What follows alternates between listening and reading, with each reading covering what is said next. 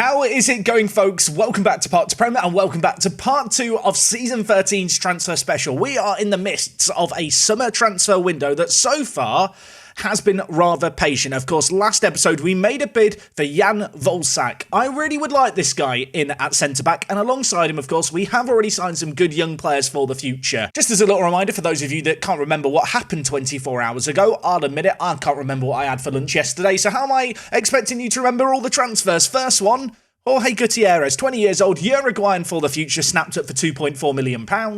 Clement Adu-Gyamfi signed for 3.4 million? No, 3.6 million. I've lied to you all. I'll issue a public apology. Very good left wing back for the future. Concerned about the injury proneness, but if he stays fit, he's going to be immense. And last but not least of the new additions, we have Kennedy Warunga, the Kenyan international centre-back option. Left centre-back, very, very good young player for the future. Three good players, but ultimately we go into today's episode with £40 million to spend, wage budget in excess, and I would like to try and spend a little bit more money. Just as a reminder, Chilumbu is the club's record signing at 6.25 million. I don't want this guy to be the record signing by the end of today's episode, because otherwise it's just going to hang over my head like a cloud. The fact that this man who got 3 goals in the entirety of last season is the man I've spent the most money on. The date in game at the moment is the 6th of July. Pre-season hasn't even officially begun, so loads of time to get some transfers done, loads of time to do some wheeling and dealing. Of course, the season starts in over a month's time, and we are predicted to be in a relegation scrap. So with that in mind, let's try and strengthen this team, shall we?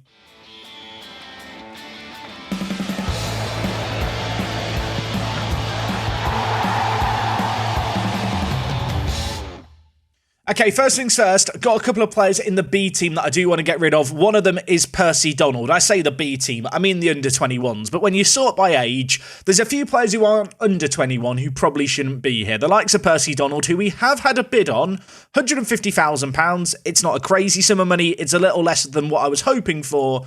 But Percy Donald, he's had his time in the sun. He's the kind of player who, for 3 seasons, has been useful for us without ever really being super standout, besides perhaps that first year in the Championship. But he's not a Premier League quality player. We've got a whole host of talent at centre mid. And yeah, thanks for the memories, Percy, but it's time to go. Elsewhere, Volsak waiting on a work permit. Gonna know about the work permit tomorrow. That's very quick to get a response about the work permit. He should get one. He's got international caps for the Czech Republic. It's gonna be fine. I hope. I say that knowing that if you played Football Manager, you've had players you were certain were going to get work permits and then they just don't get them, and it's a sad time. Let's hope that's not going to happen here, as I have 12 inbox items. Kavan Williams has turned down the chance to go to Boston United. Look, Williams, you were meant to go and help our affiliates, my hometown club. We're trying to get Boston out of League 2, and you're leaving them high and dry. Not so good news. Miller Anthony, who was my kind of plan B if we didn't keep Setford, he's gone to Bournemouth for £2 million. That is an absolute bargain. They are paying him £49,000 a week as a backup. Just as a reminder, our top earner's on £50,000. This is great news. Volsak, work permit granted. No problemo there. £3.4 million for this guy, adding to the 18-year-olds that we've hoarded in so far this summer. I have to remember now, we have signed 4 players under the age of 21 from abroad. We can only sign 6 across the entirety of the season, and usually I like to have 1 spot free just in case a new player pops up on my radar. So yeah, maybe going to have to be a little bit more picky with any youngsters we want to sign now. I am very, very tempted to make an offer for Babatunde. I know I don't necessarily need more centre-back options, but I feel like more strength in depth is never really a bad thing. £7.4 million is his release clause, I believe, with Sheffield United. In fact, you can see here it's actually 8.75. But nevertheless, he's looking like a pretty good player. Super well-rounded, super consistent, likes important matches. Was relegated last year with Sheffield United. He did get a 6.59 rating. That does put me off him slightly. When I look at players that we have that can play centre-back, I have to ask myself the question, do I need more? Because we've got some young players here. Volsak's 18, Warunga's 18, Dale Davidson probably not getting near the first team, but just training with the first team at 17. There are plenty of players here that I would like to afford game time to, and if I sign another player, they're probably not going to be able to get the game time I want to give them. At the moment, I am considering starting Warunga for the year. To be honest, Volsak is probably a slightly better option in terms of left-footed centre-back options. The question is Volsak ready? I mean, I kind of feel like I should probably get in another centre-back.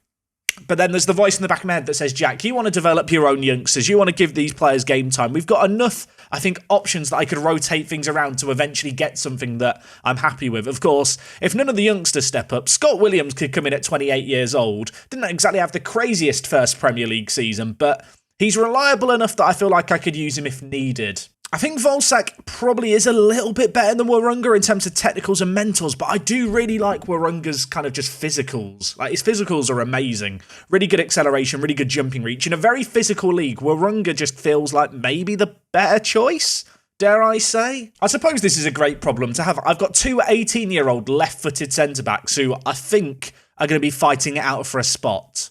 I mean, when I look at them like this, I think Warunga is the man, at least to start the year. I mean, look, we can change it up if I change my mind. Just looking at the squad depth screen here, I still want to get in a starting right wing back and a starting pressing forward / partner in crime for Gaspar. I don't know if I necessarily feel like I have to stick with a pressing forward, but I do feel like, given how we play and given how we're not going to always have all the ball, having someone who is going to work hard to get the ball in the higher areas is somewhat valuable to us. But yeah, just going back to the squad depth screen, when I look at centre-back, we've got loads and loads of options here. Of course, playing a free at the back, we're going to be shuffling players around here and there, but we've certainly got the personnel to cover a lot of spots. Left wing-back, I'm very kind of content with my depth. If anything, I feel like we might have one too many players, with Thomas Galvez still at the club, but at the same time, we can afford to keep him around.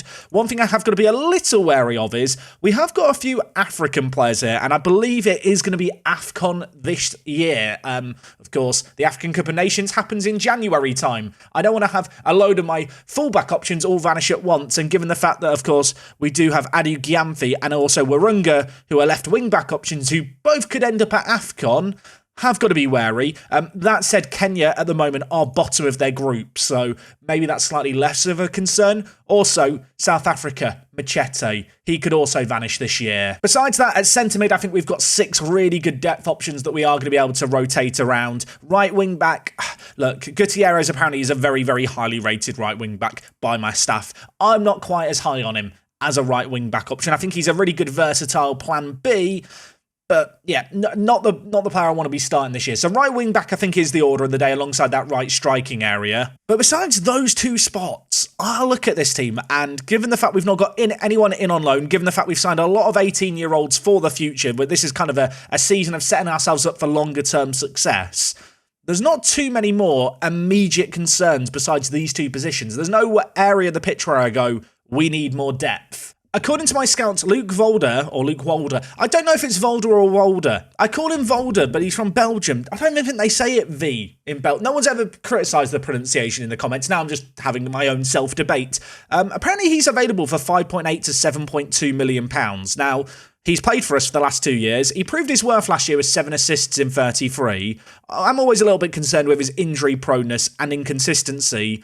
But for that kind of price, maybe he'd be worth it if his wage demands aren't too unreasonable. Apparently he's only just signed a new deal with Man City, so he might not be interested in joining us. But you know what? We'll just put in a bid and then get disappointed. Why not? Okay, offer of £7.5 million accepted. Gonna finalise that. Let's see if he even wants to talk to me. He doesn't want to talk to me. Never mind. I was just looking at striking options with contracts expiring in a year. Of course, I've talked about this a lot, but for newer viewers, contract status expiring in 1 year is a very good way of finding players who you can get for a little bit cheaper. And a couple of players have jumped out at me. The first, Luis Eduardo, 23 years old, plays for Arsenal, £29 million though. It's probably a little bit much even for me at this moment in time. He is super consistent and loves important matches, but a little bit of a worry about his injury history, given the fact he's a player who relies on his physicals and doesn't have a great deal of mentals.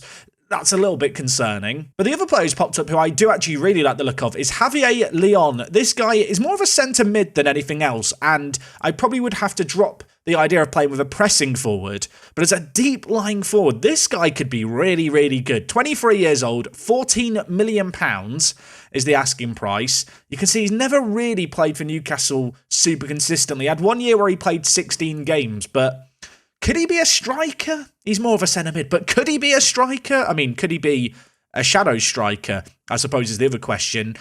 The work rate lets him down, doesn't it? If I can't find like another striker though, one thing I could do is go with Gustavo Lemos as a striking option. Would that be mad? I don't think that's the most mental idea in the world, you know. Like, the issue is that Lemos is a nutter, so if I tell him to be a pressing forward, he's just going to go snapping people's shins. But there is a world where I could move him into a striking area and getting a new shadow striker. If I was to do that, would Javier Leon be the worst option ever? Probably not, but he's not exactly the perfect fit either. I am still looking at Tyrese Bignot, who's transfer listed by Stoke, and I'm still sat thinking £22 million isn't cheap.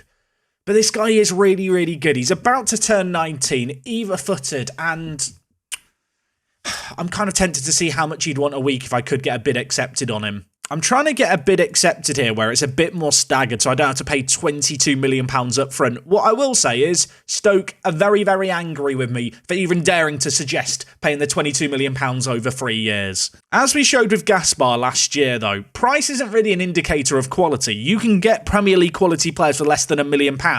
You just have to really, really look for them for a long time and it's a bit of a game of patience. I think it's a testament to my scout reports and my scouting setup that I'm looking at strikers who are 23 or younger sorted by value. And more than, well, I was going to say more than half. No, way more than half these players I have already had at my scouts look at just through assignments. As we go further down, slightly fewer.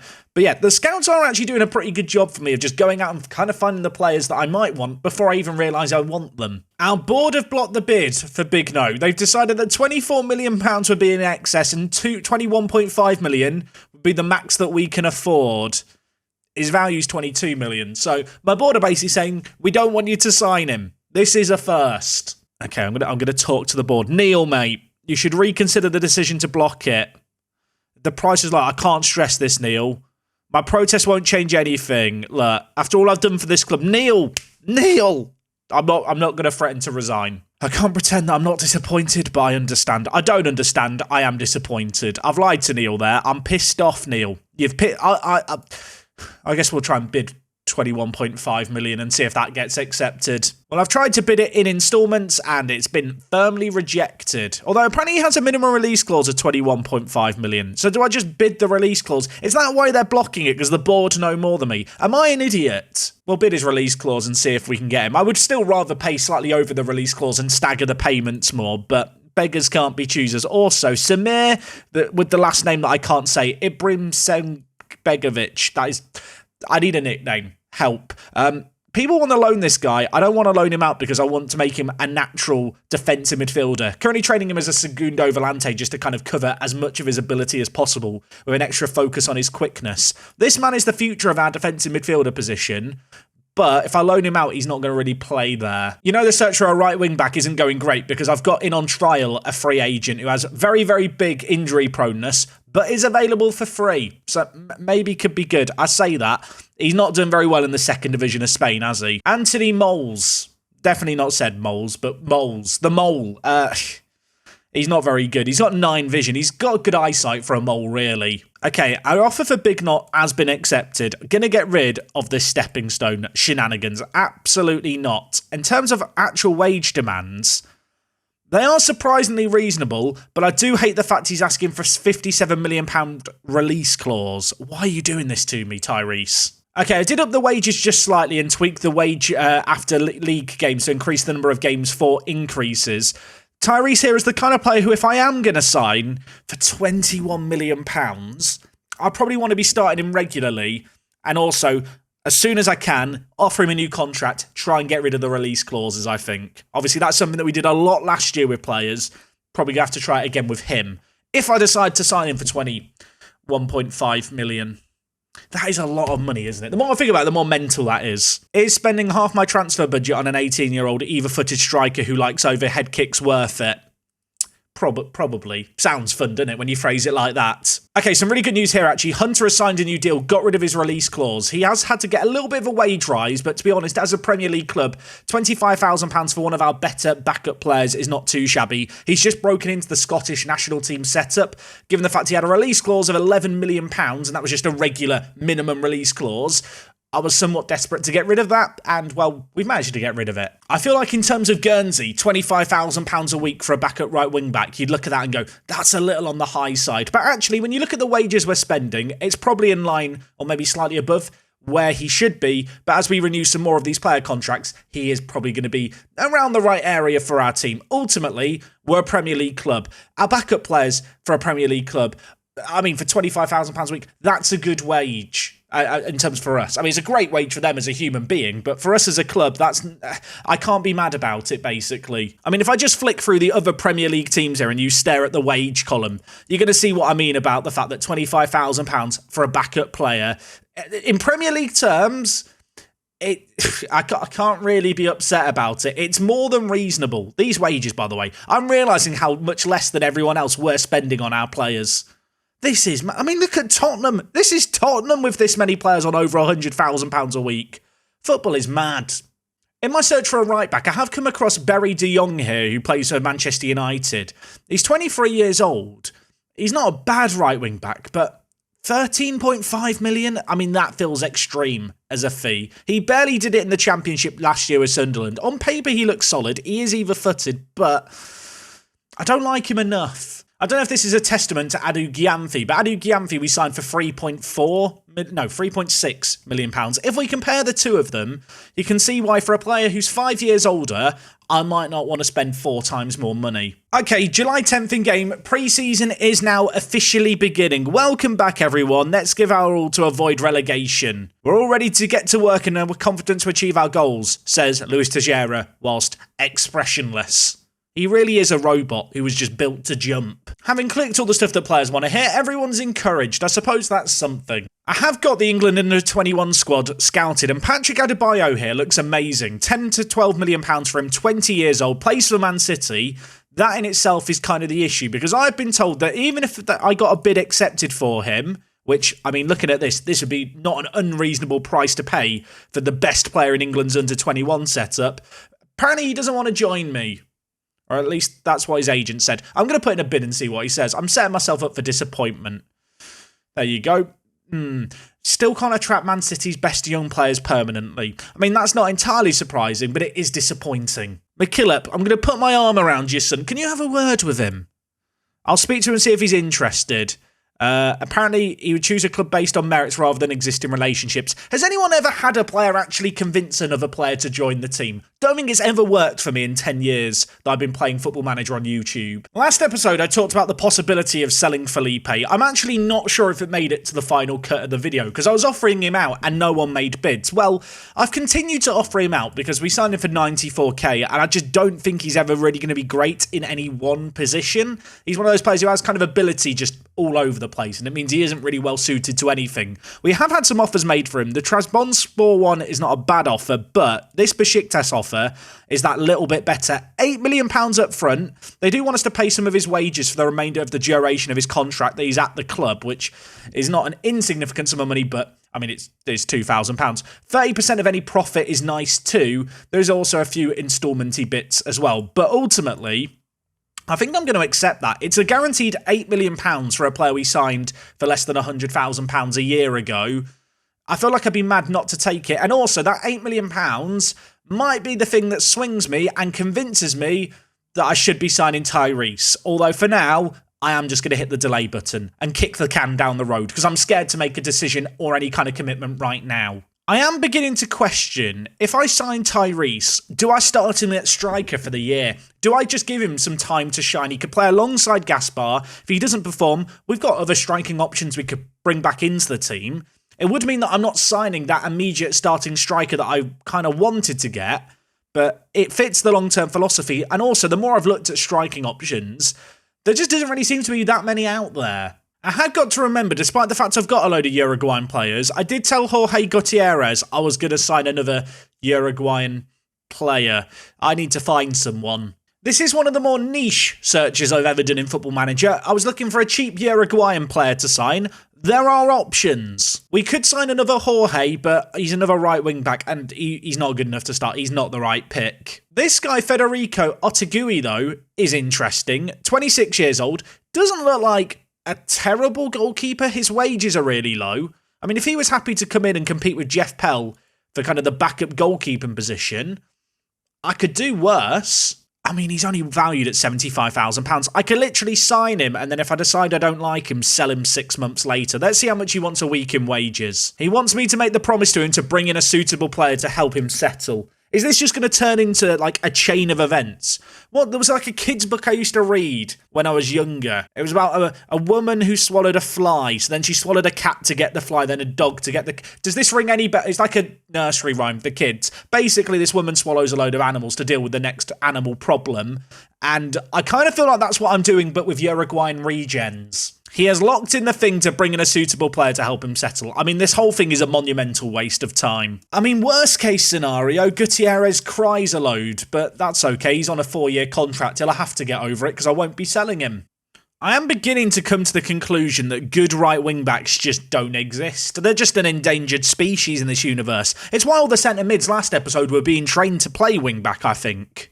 I mean, plan B is to look at players who might be available for loan who can play right wing-back. Is there just a good right wing-back I can loan? I mean, Julius Thomas here is not bad. He's probably not starting Premier League quality, though. I think it does put into perspective kind of our club reputation and the pulling power that we have, that if I just search for transfers with doubtful interest and look at the value, there are not that many super valuable players kind of valued at over £20 million who will even consider joining us. Like, we are still, by all kind of intents and purposes, a team with just a reputation that doesn't really give us the pulling power of any other Premier League team. I am sat thinking, if I can't get a right wing back option, and genuinely I've looked for about half an hour and there just doesn't seem to be anyone available for loan, available for transfer, plan B might be just to play Gutierrez at right back for the year. Would that be the worst idea in the world? Like, I don't think he's a terrible right back. Obviously, he's probably not quite Premier League quality, but it'd be a good opportunity to get him into the first team playing some consistent football. I know he's lacking a lot defensively and his physicals aren't exactly amazing, but he's got some really good technical ability. Like with the passing that he's got and some decent vision, those kind of passes from deep that we saw Walder doing last year should be in his arsenal. And because we are playing a three at the back formation, the defensive ability of our wing-backs doesn't really matter quite as much, especially on the right-hand side where there will be the defensive mid option.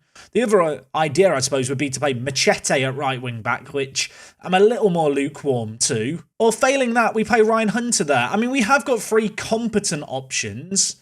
It might be the way to approach this. I don't love it as a solution, but I just don't really want to spend an absurd amount of money on a right wing-back or just sign a right wing-back for the sake of it when we do potentially have options who could just slot in there and do the job for the year. The more I'm looking at it, the more I'm thinking Gutierrez right wing back might not be the worst idea in the world. Gonna switch his training to train him as a right wing back, but yeah, I think this might be the play. He's got amazing mentals, he's got some well-rounded physicals, not the quickest player, but he's 20, he'll improve. I think this is the play. Just looking at Berry de Jong, that right wing back we looked at before, he is probably the best player I've looked at. Whilst he's quicker than Gutierrez, besides that, I don't feel like he's got that much of an edge over Gutierrez. Certainly not anything that makes me think, yeah, that would be £13 million well spent. Of all the other players I've looked at here, there's players like Jack Barrett. He's not very good. Not sure why the scouts are rating him so highly. I guess it's because he's either-footed and can play so many positions. And then you have Chos Beck here, who's an Irish player, 27 years old. Not a bad player, but if I just compare him with Ryan Hunter, very, very similar mould of player. Again, don't really feel like he's worth spending £8 to £9 million on. He's 27 years old. He's not a massive upgrade.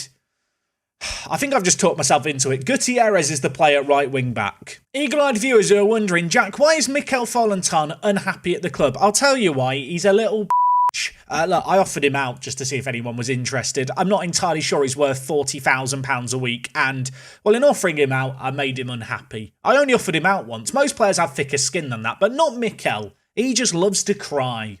Sam Carpenter we picked up last year, you might remember. Good little left-back option with some potential, but didn't really develop that much when he was out on loan at Carlisle. Has secured a loan spell to go and play for our affiliate Boston United. Hopefully he's going to be able to help them in their promotion push. I was just looking at the Championship Media Dream 11 to see if any players particularly stood out. I'll tell you what, Brighton centre-backs, Afiz Abdullah Salam, he looks amazing. 1 international cap for England, 17 jumping reach. In fact, the more I look at him, the more I like the look of him. The other player here, Zane Crump, again, another one of Brighton's youngsters, another absolutely insane centre-back who has a cap for England. I don't even know if these players are going to want to join us, but I'm kind of tempted to make offers for each of them and just see. Wasn't exactly in the market for a centre-back, but when you look at these two players, they are immense. Afiz Abdul Salam, I think, is the better option of the two. Slightly younger, potentially slightly cheaper as well. I'm now interested to know, will he actually want to join us? Okay, bid of £21.5 million accepted. It's not insignificant, but to be honest, given his ability, given the fact he's also English and his physicals are so good, really good mentals too, I feel like it's probably good value for money, really. I'll be honest, wasn't expecting this. He's turned down the option to come to us, despite the fact he's been stuck with Brighton now in the Championship for what is about to be a second season. Yeah, we need to up our reputation. I need a cup run this year, I think. Okay, long-term servant to the club, Percy Donald, is going to leave. It's 150k. It's not exactly a load of money, but given the fact he played 4 games last year, it's better than nothing. And, well, he's in the last year of his contract. We would lose him for nothing if we don't sell him now. As well as that, another transfer out. Felipe has agreed to leave the club. Half an hour later, he has signed on the dotted line to join Besiktas. It is £8.25 million in a fee, some clauses, a sell-on clause as well. And I think it'd be mad not to take this money. He's a good player. I'm not sure he's an £8 million player. So, yeah, I'm going to take this money and run. With that sale, our transfer budget now sits at £45 million. We are still comfortably under our wage budget. In fact, I think our wage spend this year has only jumped up by about £150,000, which I appreciate is not an insignificant amount of money, but considering how much we are underspending everyone else, it's not a massive leap forward by any means. Probably doesn't mean we're going to make quite as much money as we did last year just throughout the season, but given the fact that, between the start of the season and the end of the season, we made about £25 million. There's a world in which we're probably going to make another £20 million before any prize money just off the TV revenue that comes in and the fact that we haven't really got that much money that we're spending. This deal here with Tyrese is a deal that I would probably and ah about more if it wasn't for that Felipe sale. But for £21.5 million, he is a top English player. There is that release clause in his contract. We will try and get rid of that. But even if we did lose him for that, it wouldn't be bad. I mean, it'd be £57 million. We would have doubled our money on him. And on top of that, he is a player who I think I am going to be able to give some minutes to as a striker this season. My eyes are watering a little bit at this record transfer. I mean, it's better than it being Chilumbu, I suppose. We have just signed this man for £21.5 million at the age of 18. I hate how much English tax plays into these kind of deals, but I do feel like he has the potential to be absolutely amazing. I think with Big Knot here, I am actually going to train him as a complete forward. Just try and cover as many bases as possible. I am going to put an additional focus on his endurance just to work on his work rate and stamina. I don't think he's ever going to be the pressing forward of our dreams, but they are 2 areas of his game that he definitely needs to improve. Looking at roles that he's suited to play in, I am very, very tempted to potentially play him as a false 9 this year. I suppose the other idea would be to play him as a shadow striker, but because of his poor endurance in terms of stamina and work rate, I don't really love that idea. That said, like I already mentioned, as a false 9, playing a bit more of a playmaking role with 14 passing and 13 vision and some really good teamwork, I think he suits this role to a T. The only thing that really lets him down is his first touch, and what it should allow is for Lemos to play off him quite nicely. The shadow striker and false 9 roles, I love to see them work together in Football Manager because they have really complementary movement. Within our system, I think this could be the play. Now that I think about it, there's not even a reason that we have to play him to start the year. I have only promised him squad player kind of as his playing status for this first year, and he is 18 years old. Chilumbu, potentially on paper, I say potentially on paper is the better player. On paper, probably is the better player. Of course, he's not put in the performances, but I kind of want to give Chilumbu more of a chance. There is a world in which, and people are going to hate me for this, Chilumbu does start alongside Gaspar like this to start the year. They say the definition of insanity is doing the same thing again and again and expecting different results. I don't know if you've seen how many attacking midfielders I've trained at defensive mid this year. I am insane. There's no denying it. If this was my team to start the year, it's not changed that radically. Of course, we've lost Schmidt, we've lost Volder, we've brought in Gutierrez and Warunga, who probably are a bit of a step down, but they're both under the age of 21, so they're players for the long-term future. Of course, Gyamfi's coming at left wing-back, and besides that, there's not been a whole load of change. It's just been about adding more of the same, I feel like. Volsak and Big Knot, I think, have big potential for the future. And I mean, when you look at the squad, when you look at the potential that we have, it's impossible not to get a little bit giddy and a little bit excited, I think. We have still got £23 million in the bank. As much as I'm sat here on the 14th of July thinking this squad is pretty good now, there's no obvious area for improvement. We've got a team of 25. I could still go and sign someone for some big Wonga. If this was my team to start the year, would I be mad? I don't think I would be. This is such a weird predicament to be in. I'm really happy with the squad. And I'm sat thinking, it's the 14th of July and I've still got £20 million to spend. It feels wrong not to spend any of it. I'm just wondering if there's anything else we can actually put our money into. Can we improve our youth recruitment? We can't yet. I could ask for a new contract. Don't need that at the moment. I could ask to expand the stadium. I mean, we've not even played our first league game in the new stadium. Why not just ask to make it a bit bigger? We know that it can be expanded to 28,000 seats. We might as well try and make the most of it. At the start of this episode, I said I didn't want to end things with Chilumbu being our record transfer, and well, mission accomplished. I'm hoping that Tyrese, for £21.5 million, isn't going to be a complete flop. He looks like he should be great, but I've said that about signings before, and then they've been the disappointing ones. I'm sat thinking I've got 2 foreign under-21 signings that I can make. I've got £23 million in the bank. If there is a good young player out there that my scouts have found or that I like the looks of, I can probably sign them. Helton Fernandez here looks like a pretty good option. He's available from Club Brugge for £28 million. I didn't realise it was £28 million. That's his release clause. Is he worth £28 million? I don't even have £28 million. Why am I looking at this? I suppose the other option would be just to look at England youth players. Of course, we're not limited on the number of these that we can sign. The issue is I don't have the pulling power to get players from the bigger existing Premier League teams. If I want to sign players, we're going to be looking at players who kind of already play for maybe championship clubs that haven't quite made the step up. And when you kind of limit your player pool to those kind of players, there's not really as many as exciting options. Having looked through all the England national youth teams, firmly underwhelmed. We've reached that point in the transfer special where I'm now just looking for all the national teams to see if there's any young breakthrough players that I haven't already got on my radar. So if you had that on your transfer special bingo card, you are now allowed to tick it off. Over in Norway, I've stumbled across Sven Havard Hach. Definitely not how you say his name, but it sounds good, doesn't it? We'll call him SHH for short. It's not really that much shorter. This man's 17 years old. He's got 2 caps for Norway at centre-back. Unfortunately, he's not 18 yet. He turns 18 on the 13th of August.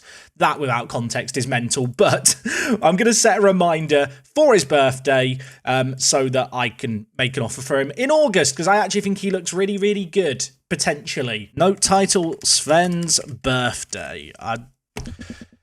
We'll just go with that as the name. I can't be bothered. Why is the typing field thing in Football Manager so buggy? Does that annoy anyone? It must annoy other people. I feel like at this point, I'm just looking through players for the sake of looking through players. There's a temptation to try and make a transfer special longer for the sake of it and kind of eke out transfers and just sign some more players. But ultimately, this year is a year of evolution rather than revolution. It's about adding a few more players, filling a few gaps in the team that have just been filled with loanees, getting some young players for the future.